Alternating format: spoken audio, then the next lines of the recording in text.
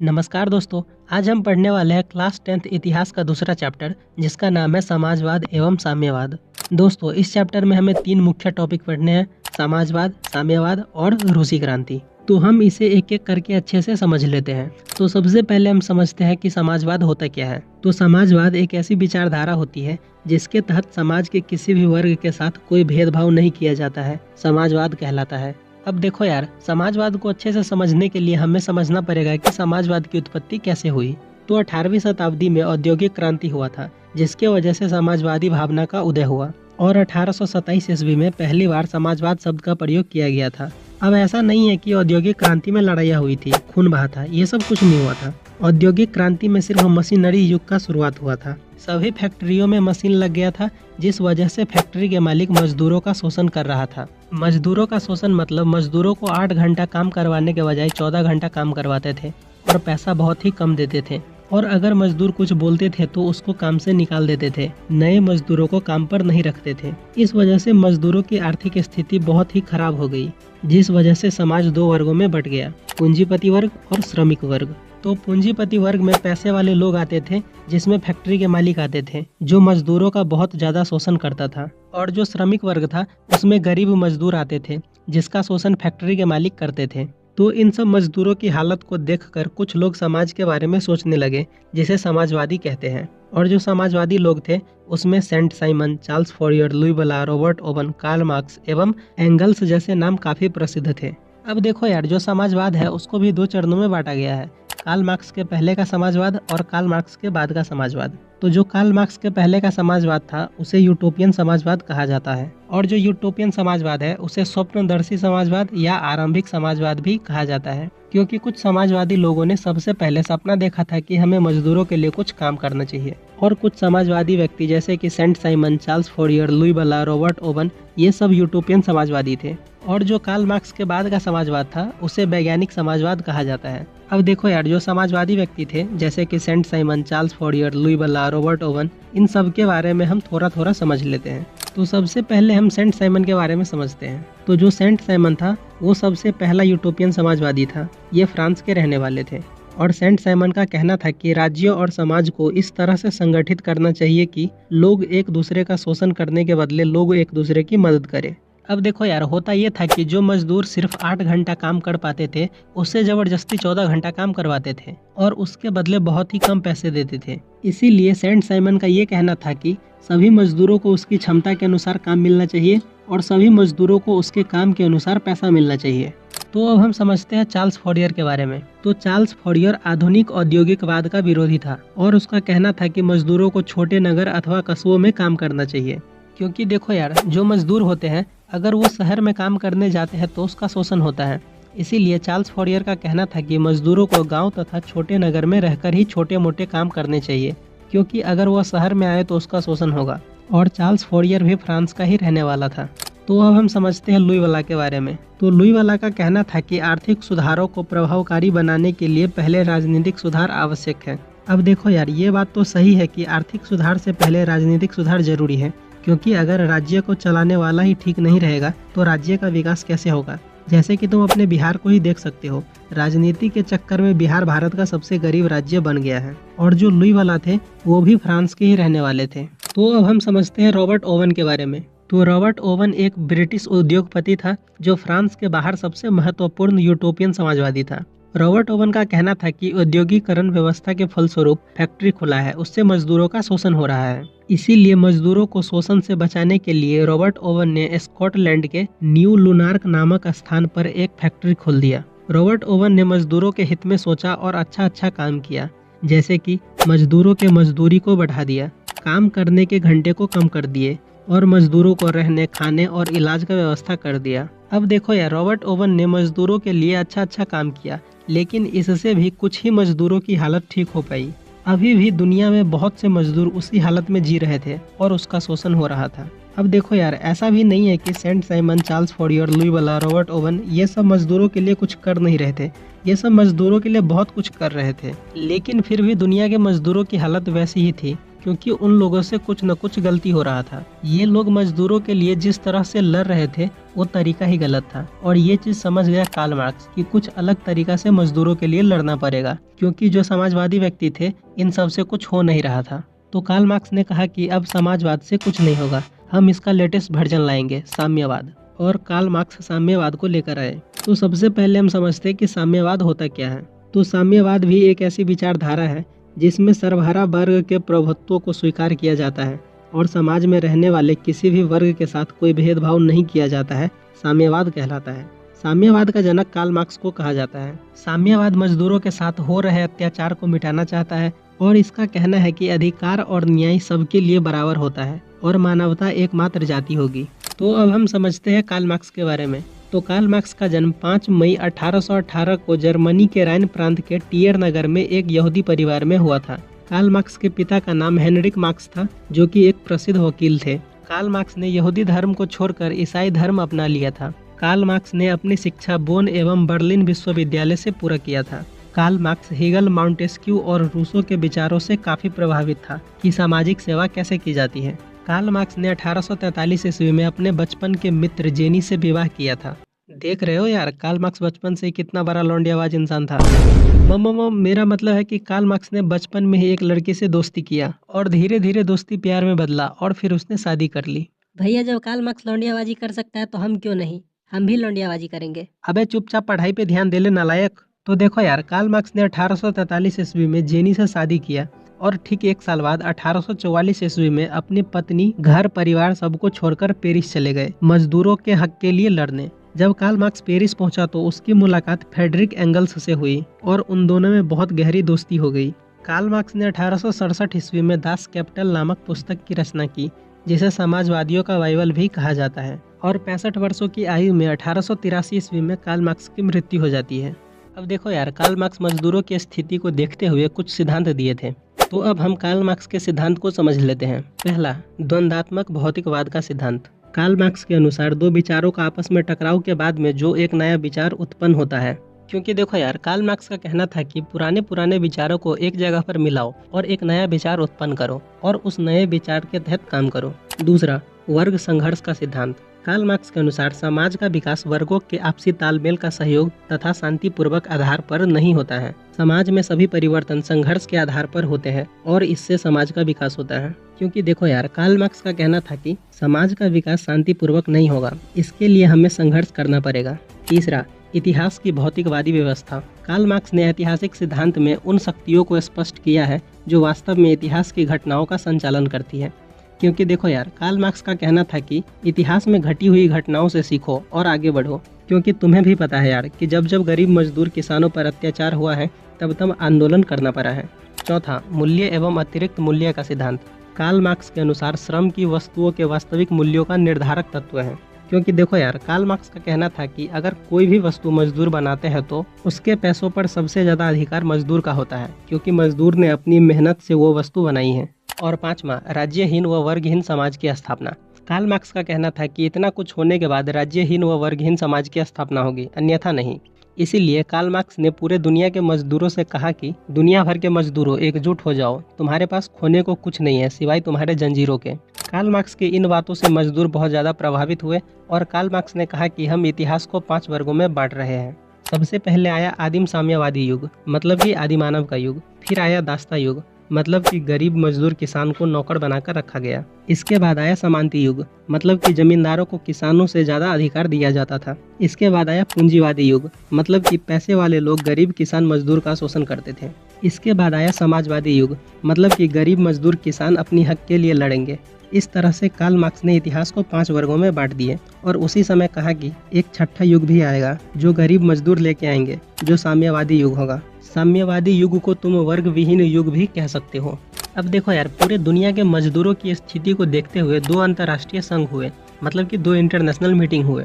पहला प्रथम अंतर्राष्ट्रीय संघ और दूसरा द्वितीय अंतर्राष्ट्रीय संघ। तो सबसे पहले हम समझते हैं प्रथम अंतर्राष्ट्रीय संघ को। तो प्रथम अंतर्राष्ट्रीय संघ 1864 ईस्वी में हुआ था, जिसका पूरा श्रेय कार्ल मार्क्स को जाता है। प्रथम अंतर्राष्ट्रीय संघ समाजवादी आंदोलन के इतिहास की सबसे अधिक महत्वपूर्ण घटना थी, क्योंकि इस संघ में कार्ल मार्क्स ने मजदूरों से कहा था कि आप अपनी मुक्ति खुद ही अपने प्रयासों के द्वारा प्राप्त कर सकते हैं। और इस सम्मेलन में नारा दिया गया, अधिकार के बिना कर्तव्य नहीं और कर्तव्य के बिना अधिकार नहीं। तो अब हम समझते हैं द्वितीय अंतर्राष्ट्रीय संघ को। तो कार्ल मार्क्स के मृत्यु के ठीक 6 साल बाद द्वितीय अंतर्राष्ट्रीय संघ हुआ। द्वितीय अंतर्राष्ट्रीय संघ 14 जुलाई 1889 ईस्वी को पेरिस में हुआ था, जिसमें 20 देशों के 400 प्रतिनिधियों ने भाग लिया था। और इस सम्मेलन में सभी प्रतिनिधि कार्ल मार्क्स के विचारों से काफी प्रभावित था। इसीलिए सभी ने मिलकर एक निर्णय लिया कि प्रत्येक साल मजदूर वर्ग को एकता दिवस के रूप में मनाया जाएगा। और 1 मई 1890 ईस्वी से लेकर अब तक 1 मई को मजदूर दिवस मनाया जाता है। द्वितीय अंतर्राष्ट्रीय संघ में मजदूरों से ये भी कहा गया था कि अगर आपको अधिकार चाहिए तो इसके लिए आंदोलन करना पड़ेगा, क्योंकि देखो यार, अगर कोई भी चीज़ हक से नहीं मिल रही है तो उसे छीनना पड़ता है। तो अब देखो यार, इस सम्मेलन के बाद सबसे पहले रूस में क्रांति हुई, जिसे रूसी क्रांति कहा जाता है। तो अब हम समझते हैं रूसी क्रांति को। तो देखो यार, रूस में 2 सबसे बड़ी क्रांति हुई थी। पहला 1905 ईस्वी की क्रांति और दूसरा 1917 ईस्वी की क्रांति। तो सबसे पहले हम समझते हैं 1905 ईस्वी की क्रांति को। तो देखो यार, जब रूस में क्रांति हुई थी उस समय मजदूरों की स्थिति काफ़ी दयनीय थी। और उस समय रूस का राजा जार निकोलस द्वितीय था। देखो यार, रूस में राजा को जार कहा जाता था और राजा का नाम निकोलस द्वितीय था, इसीलिए उसे जार निकोलस द्वितीय कहा जाता था। जो जार निकोलस द्वितीय था वो निरंकुशवादी राजा था। ये भी जनता के लिए कुछ नहीं कर रहे थे, उल्टा ये जनता से बहुत ज़्यादा टैक्स लेते थे और रूस की पूरी जनता इससे परेशान हो चुकी थी। लेकिन 1905 ईस्वी में रूस और जापान के बीच युद्ध हुआ था। उस युद्ध में रूस बुरी तरह से हार जाता है। इस हार के कारण 1905 ईस्वी में रूस में क्रांति हो गई। 9 जनवरी 1905 ईस्वी को लोगों ने रोटी दो का नारा लगाते हुए सड़कों पर प्रदर्शन करते हुए सेंट पीटर्सबर्ग महल की ओर जा रहे थे। सेंट पीटर्सबर्ग राजा के महल का नाम था। अब देखो यार, जब जनता सड़कों पर प्रदर्शन करते हुए सेंट पीटर्सबर्ग महल की ओर जा रहे थे, तभी राजा ने अपने सैनिकों को आदेश दिया कि इन लोगों को गोली से मार दो। और ठीक ऐसा ही हुआ। जार निकोलस द्वितीय के सेना ने निहत्थे लोगों पर गोलियां चलाई, जिसमें हजारों लोग मारे गए। इसीलिए 22 जनवरी खूनी रविवार या लाल रविवार के नाम से भी जाना जाता है। अब देखो यार, यहाँ पर तुम्हारे दिमाग में एक सवाल आ रहा होगा कि आंदोलन तो 9 जनवरी को हुआ था, लेकिन 22 जनवरी को खूनी रविवार क्यों कहा जाता है? तो इसे समझने के लिए तुम्हें यह समझना पड़ेगा कि कैलेंडर कितने प्रकार के होते हैं। हाँ, वही कैलेंडर जिसमें तुम तारीख देखते हो कि त्योहार कब आएगा, जिससे तुम्हें पढ़ना न पड़े। तो जो कैलेंडर होता है वो 2 प्रकार के होते हैं। पहला जूलियन कैलेंडर और दूसरा ग्रेगोरियन कैलेंडर। तो जो जूलियन कैलेंडर है उसे तुम पुराना कैलेंडर भी कह सकते हो, और रूस में 1905 ईस्वी में यही जूलियन कैलेंडर था। और जो ग्रेगोरियन कैलेंडर है उसे तुम नया कैलेंडर भी कह सकते हो, और पूरे दुनिया में भी ग्रेगोरियन कैलेंडर को ही माना जाता है। और जो ग्रेगोरियन कैलेंडर है वो जूलियन कैलेंडर से 13 दिन आगे चलता है। इसीलिए जब खूनी रविवार हुआ था तो जूलियन कैलेंडर के हिसाब से 9 जनवरी था और ग्रेगोरियन कैलेंडर के हिसाब से 22 जनवरी था। अब देखो, खूनी रविवार की इस खबर को सुनकर पूरे रूस में सनसनी फैल गई, जिसके चलते किसानों ने भी क्रांति करना शुरू कर दिया, जिस कारण से जार निकोलस द्वितीय को झुकना पड़ा। और 1905 ईस्वी में एक संस्था का गठन हुआ जिसका नाम था ड्यूमा। अब रूस में सारे फैसले ड्यूमा ही ले रही थी, लेकिन 1906 ईस्वी तक जैसे ही क्रांति कम हो गई तो राजा ने ड्यूमा से कुछ अधिकार छीन लिए, जिस वजह से रूस की 1905 ईस्वी की क्रांति विफल हो गई। लेकिन भीतर ही भीतर आग सुलगती रही, जो 1917 ईस्वी में एक महान क्रांति के रूप में प्रकट हुई। देखो यार, अब हमें 1917 ईस्वी की क्रांति को पढ़ना है, लेकिन उससे पहले हम ये समझ लेते हैं कि 1917 ईस्वी की क्रांति क्यों हुई थी। क्योंकि देखो यार, 1905 ईस्वी के बाद क्रांति कभी भी हो सकती थी, 1910 में, 1912 में या 1914 ईस्वी में, लेकिन ये क्रांति 1917 ईस्वी में हुआ। इसका कुछ न कुछ कारण होगा। तो सबसे पहले हम समझते हैं कि 1917 ईस्वी के रूसी क्रांति के कारण को। तो देखो यार, रूस के 1917 ईस्वी के क्रांति के कई कारण हैं। पहला, जार का निरंकुश शासन। क्योंकि देखो यार, 1917 ईस्वी से पहले रूस में रोमनोव राजवंश का शासन था और रूस का जो राजा था वो जनता के लिए कुछ नहीं कर रहा था, जिससे जनता की स्थिति बहुत ही ज़्यादा खराब हो गई थी। दूसरा, किसानों की दयनीय स्थिति। क्योंकि देखो यार, रूस में सबसे ज़्यादा जनसंख्या किसान का था और किसानों के पास पैसे का अभाव था, लेकिन राजा किसान से बहुत ज़्यादा टैक्स लेते थे, जिस वजह से किसान की स्थिति काफ़ी खराब हो गई थी। तीसरा, मजदूरों की दयनीय स्थिति। क्योंकि देखो यार, रूस में मजदूरों से काफ़ी ज़्यादा काम करवाते थे और पैसा बहुत ही कम देते थे, और मजदूरों को कोई अधिकार भी नहीं दिया गया था, जिस वजह से मजदूरों की स्थिति भी खराब हो गई थी। चौथा, औद्योगिकरण की समस्या। क्योंकि देखो यार, रूस में बहुत ही कम जगह पर फैक्ट्री थी, जिस वजह से बहुत सारे लोग बेरोजगार थे, और राष्ट्रीय पूंजी का भी अभाव था, जिस वजह से रूस में नई फैक्ट्रियाँ खुल नहीं रही थी। पांचवा, रूसीकरण की नीति।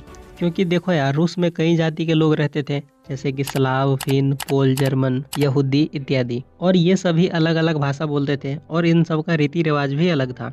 लेकिन रूस में सबसे ज्यादा जनसंख्या स्लाव जाति की थी। लेकिन राजा ने नियम बनाया कि सभी जनता को रूसी भाषा बोलना पड़ेगा, रूसी पढ़ाई पढ़ना पड़ेगा और रूसी रीति रिवाज के साथ रहना पड़ेगा, जिस वजह से जनता के मन में राजा के प्रति आक्रोश बढ़ता जा रहा था। छठा, रूस में मार्क्सवाद का प्रभाव तथा बुद्धिजीवियों का योगदान। क्योंकि देखो यार, कार्ल मार्क्स के विचारों से रूस की जनता काफी प्रभावित हुई थी, जिस वजह से 1898 ईस्वी में रशियन सोशल डेमोक्रेटिक पार्टी की स्थापना भी हुई थी, जो राजा के खिलाफ लड़ना चाहता था। लेकिन ये पार्टी 1903 ईस्वी में 2 भागों में टूट गई, मेनसेविक और बोल्शेविक। तुम इस दोनों को ऐसे भी समझ सकते हो कि जो मेनसेविक पार्टी थी वो अमीर लोगों की पार्टी थी और जो बोल्शेविक पार्टी थी वो गरीब मजदूर किसान लोगों की पार्टी थी। लेकिन कुछ बुद्धिजीवी लोग भी थे, जैसे कि लियो टॉल्स्टॉय, जिन्होंने वार एंड पीस जैसे पुस्तकों की रचना की थी, जिसको पढ़कर मजदूर और किसान बहुत ज़्यादा प्रभावित हुए थे। सातवां, प्रथम विश्व युद्ध में रूस की पराजय। क्योंकि देखो यार, प्रथम विश्व युद्ध 1914 ईस्वी से लेकर 1918 ईस्वी तक चला था। इसमें रूस मित्र राष्ट्रों की ओर से लड़ रहा था और इस युद्ध में लड़ने का एकमात्र उद्देश्य ये था कि रूसी जनता सभी कुछ भूलकर बाहरी मामलों में उलझ जाए और राजा का समर्थन करने लगे। लेकिन ऐसा नहीं हुआ। इस युद्ध में रूसी सेना की हार होने लगी, क्योंकि उनके पास अच्छे हथियार नहीं थे और न ही पर्याप्त भोजन की सुविधा थी। लेकिन युद्ध के बीच में जार निकोलस द्वितीय ने सेना का कमान अपने हाथों में ले लिया, जिस वजह से पूरा दरबार खाली हो गया और जार निकोलस द्वितीय की अनुपस्थिति का फायदा उसके राजगुरु रासपुटिन ने उठा लिया। रासपुटिन ने जार निकोलस द्वितीय की पत्नी जरीना को पटा लिया। देख रहे हो यार, रासपुटिन तो कार्ल मार्क्स से भी बड़ा लौंडियाबाज है। तो मेरा मतलब है कि रासपुटिन को जार निकोलस द्वितीय की पत्नी जरीना से प्रेम हो गया था, जिसके कारण राजतंत्र की प्रतिष्ठा और भी गिर गई थी।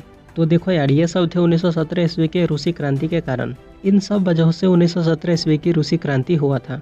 तो अब हम समझ लेते हैं 1917 ईस्वी की रूसी क्रांति को। तो देखो यार, रूस में 1917 ईस्वी में 2 क्रांतियां हुई थी। पहला फरवरी की क्रांति और दूसरा अक्टूबर की क्रांति। तो सबसे पहले हम समझते हैं फरवरी की क्रांति को।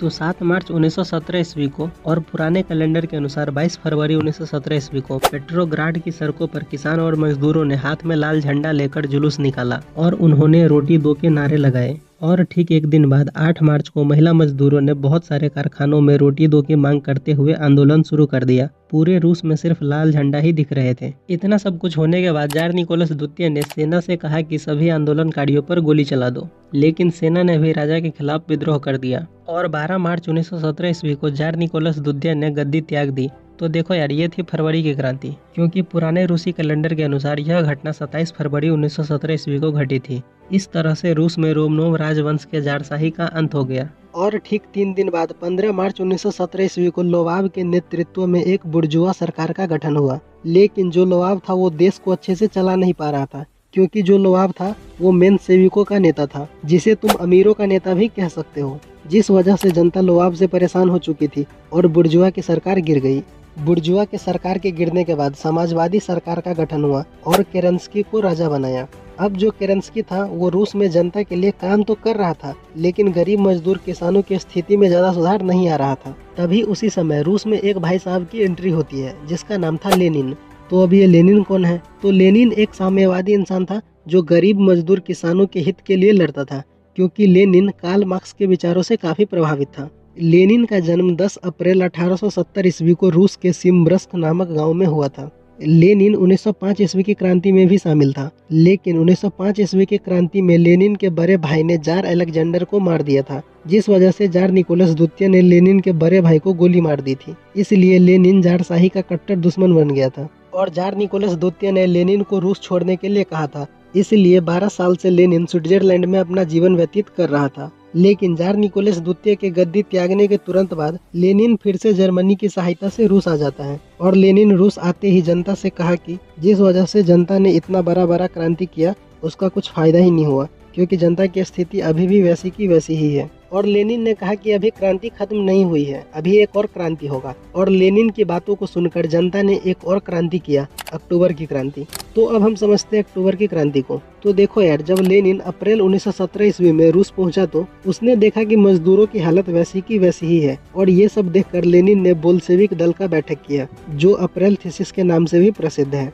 लेनिन ने इस बैठक में 3 नारे दिए, भूमि, शांति और रोटी। मतलब कि लेनिन ने कहा कि अगर मेरी सरकार बनेगी तो मैं सभी को खेती करने के लिए जमीन दूंगा और रूस के साथ जितनी भी लड़ाइयाँ हो रही है उन सबको बंद करवाकर शांति से सभी लोग रहेंगे। और जिसके पास खाने के लिए कुछ नहीं है उसे रोटी भी दूंगा।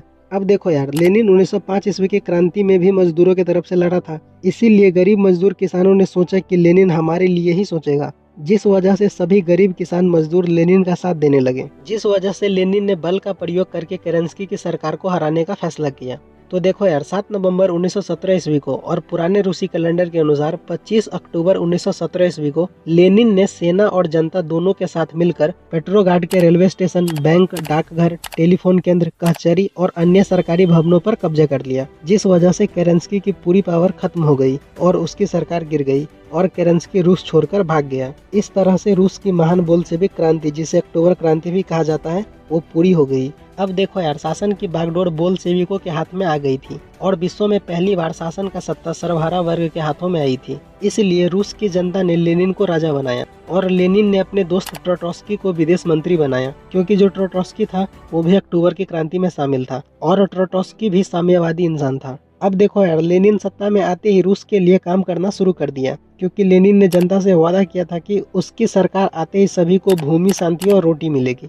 सबसे पहले लेनिन ने पूरी तरह से रूस में युद्ध बंद करवाया और प्रथम विश्व युद्ध से रूस के सभी सैनिकों को वापस बुला लिया। और लेनिन ने जर्मनी के साथ एक संधि किया, जिसका नाम ब्रेस्ट लिटोवस्क की संधि है। इस संधि में फैसला लिया गया कि जर्मनी रूस पर कभी भी आक्रमण नहीं करेगा, क्योंकि रूस शांति चाहता है। लेकिन इस संधि से पहले रूस ने युद्ध में जर्मनी का बहुत नुकसान किया था, जिस वजह से नुकसान की भरपाई करने के लिए रूस ने लगभग 1/4 जमीन जर्मनी को दे दिया। अब देखो यार, लेनिन प्रथम विश्व युद्ध से बाहर हो गया था, इसीलिए अपना पूरा ध्यान रूस की समस्याओं पर लगा रहा था। और इसी समय रूस में गृह युद्ध की समस्या उत्पन्न हो गई थी, जिसका फायदा उठाकर अमेरिका, जापान, ब्रिटेन और फ्रांस, इन सब ने मिलकर रूस पर आक्रमण कर दिया। परंतु लेनिन इन सब से डरा नहीं और इन सब का सामना साहस पूर्वक किया। लेनिन ने ट्रोट्स्की के नेतृत्व में एक विशाल सेना का गठन किया, जिसका नाम था लाल सेना। लाल सेना ने सफलतापूर्वक विदेशी हमलों का सामना किया। वहीं दूसरी तरफ गृह युद्ध और आंतरिक विद्रोह को रोकने के लिए एक गुप्त पुलिस संगठन बनाया, जिसका नाम था चेका। यह अचानक छापा मारकर विद्रोहियों को गिरफ्तार कर लेता था। अब देखो यार, लेनिन राजा बनने के बाद 2 मुख्य काम किया। पहला लाल सेना का गठन किया और दूसरा चेका का गठन किया। जो चेका था वो आंतरिक मामलों से निपटता था और लाल सेना बाहर से आक्रमण करने वालों से निपटता था, जिस वजह से रूस अब पूरी तरह से सुरक्षित हो गया था। और जब रूस पूरी तरह से सुरक्षित हो गया था तो लेनिन ने 1918 ईस्वी में एक नया संविधान बनाया और रूस का नाम बदलकर सोवियत समाजवादी गणराज्यों का समूह, जिसे यूएसएसआर भी कहा जाता है, मतलब कि union of Soviet socialist republics, रखा गया। लेनिन ने 18 वर्ष से अधिक उम्र वाले व्यक्ति को वोट देने का अधिकार दिया, क्योंकि इससे पहले रूस में गरीब मजदूर किसानों को वोट देने का अधिकार नहीं था। लेनिन ने उद्योगों पर मजदूरों का नियंत्रण स्थापित किया, मतलब कि पहले फैक्ट्री के मालिक का मनमर्जी चलता था और अब मजदूरों का मनमर्जी चलता है। लेनिन ने बोल्शेविक दल का नाम बदलकर साम्यवादी दल रख दिया। लेनिन ने शिक्षा में सुधार किया और प्राथमिक शिक्षा को अनिवार्य कर दिया। लेनिन ने प्रशासनिक व्यवस्था में सुधार किया और जारशाही लोगों को बड़े बड़े पदों से हटा दिया। और लेनिन ने एक लाल रंग का अलग झंडा बनवाया, जिस पर हंसुआ और हथौड़ी का चित्र था। लेनिन ने अमीरों से जमीन छीनकर किसानों और गरीबों में बांट दिया, जिस वजह से अमीर लोगों ने लेनिन की काफ़ी बुराई भी किया था, लेकिन लेनिन को इससे कुछ फर्क नहीं पड़ा। अब देखो यार, लेनिन गरीब मजदूर किसानों के लिए बहुत अच्छा काम कर रहा था, जिससे लगभग पूरे रूस की जनता काफ़ी खुश थी। लेकिन देखो यार, लेनिन तो भगवान है नहीं, वह भी एक इंसान है और गलती इंसान से होती ही है। और लेनिन से एक बहुत बड़ा गलती हो गया। रूस में फैक्ट्रियों से बहुत ज़्यादा उत्पादन हो रहा था और खेती से भी बहुत ज़्यादा उत्पादन हो रहा था। इसीलिए लेनिन ने फैक्ट्री पर रोक लगा दिया कि उत्पादन ज़्यादा नहीं होना चाहिए और किसानों से ज़बरदस्ती अनाजों की वसूली करने लगा। ज़बरदस्ती वसूली के कारण किसानों ने अपना अनाज जलाना शुरू कर दिया, जिस वजह से 1920 ईस्वी से लेकर 1921 ईस्वी तक भुखमरी की स्थिति पैदा हो गई और करोड़ों लोगों के सामने जीवन मरण का प्रश्न आ खड़ा हुआ। राज्य और विदेशी सहायता के बावजूद काफ़ी लोग भूख प्यास से मरने लगे और चारों तरफ लेनिन के विरोध में नारे भी सुनाई पड़ने लगे। तब जाकर लेनिन को महसूस हुआ कि उसने कुछ गलती कर दी है और लेनिन अपनी गलती को सुधारने के लिए एक नया नीति बनाया, जिसे नई आर्थिक नीति कहते हैं। तो अब हम नई आर्थिक नीति को समझ लेते हैं। तो लेनिन एक स्वप्नदर्शी विचारक नहीं था, बल्कि वह एक कुशल सामाजिक चिंतन और व्यवहारिक राजनीतिज्ञ था। लेकिन जो ट्रोट्स्की था वो गर्म खून का इंसान था। वह चाहता था कि पूरे दुनिया में एक साथ समाजवादी व्यवस्था लागू हो जाए, जिस वजह से लेनिन ने रूस में कुछ गलत कदम उठा लिए थे। लेकिन लेनिन को ये समझ में आ गया था कि एक साथ सारी पूंजीवादी दुनिया से टकराना संभव नहीं है। इसीलिए उन्होंने एक नई आर्थिक नीति बनाई जिसमें कुछ प्रमुख बातें कही गई थी। पहला, किसानों से अनाज लेने के स्थान पर एक निश्चित कर लगाया गया और बचा हुआ अनाज किसान का था और वह इसका मनचाहा इस्तेमाल कर सकता था। दूसरा, जमीन राज्य की है लेकिन फिर भी जमीन का उपयोग किसान कर सकते हैं। तीसरा, 20 से कम कर्मचारियों वाले उद्योगों को व्यक्तिगत रूप से चलाने का अधिकार मिल गया। चौथा, उद्योगों का विकेंद्रीकरण कर दिया गया और निर्णय या क्रियान्वयन के बारे में विभिन्न इकाइयों को काफी छूट दी गई। मतलब कि उद्योगों का बंटवारा कर दिया गया और अब फैक्ट्री के मालिक अपने कामों का निर्णय खुद ही ले सकते हैं। पांचवा, विदेशी पूंजी भी सीमित तौर पर आमंत्रित की गई। छठा, व्यक्तिगत संपत्ति और जीवन की बीमा भी राजकीय एजेंसी द्वारा शुरू किया गया। सातवां, विभिन्न स्तरों पर बैंक खोले गए।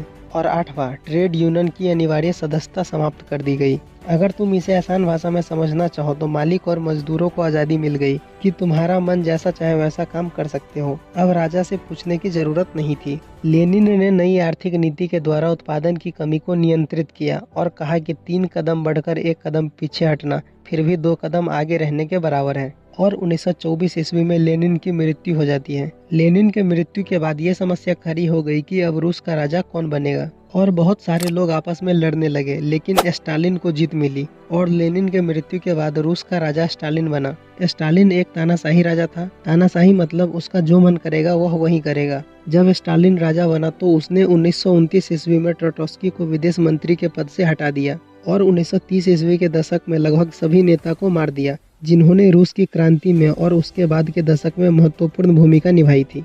स्टालिन कम्युनिस्ट पार्टी का महासचिव था और 1953 ईस्वी में स्टालिन की मृत्यु हो जाती है। लेकिन स्टालिन ने द्वितीय विश्व युद्ध समाप्त होने से पहले ही रूस को एक महान शक्तिशाली देश बना दिया था और आज भी रूस दुनिया के शक्तिशाली देशों में से एक है। तो अब हम समझ लेते हैं कि शीत युद्ध क्या होता है। तो वैसा युद्ध जिसमें किसी भी प्रकार के हथियार का प्रयोग नहीं किया जाता है बल्कि बातों से ही लड़ाई होता है, शीत युद्ध कहलाता है। और यह युद्ध अमेरिका और रूस के बीच हुआ था। अब देखो यार, तुम लोग तो रोज ही शीत युद्ध देखते होंगे गांव में, 4 गाली इधर से 4 गाली उधर से, लेकिन मारपीट नहीं होता है, बस गाली ही गाली। इसकी माँ की पैर छूकर प्रणाम करूं। तो ये चैप्टर यहीं पर खत्म हो जाता है। आई होप आपको ये वीडियो पसंद आई होगी। अगर ये वीडियो आपको पसंद आई है तो वीडियो को लाइक कर दीजिए, एक प्यारा सा कमेंट कर दीजिए और चैनल को सब्सक्राइब भी कर दो यार, क्योंकि बहुत मेहनत लगती है वीडियो बनाने में। और हाँ, वीडियो को शेयर भी कर दो यार, तुम लोग वीडियो को शेयर नहीं करते हो। तो मिलते हैं अगले वीडियो में, तब तक के लिए bye bye and take care.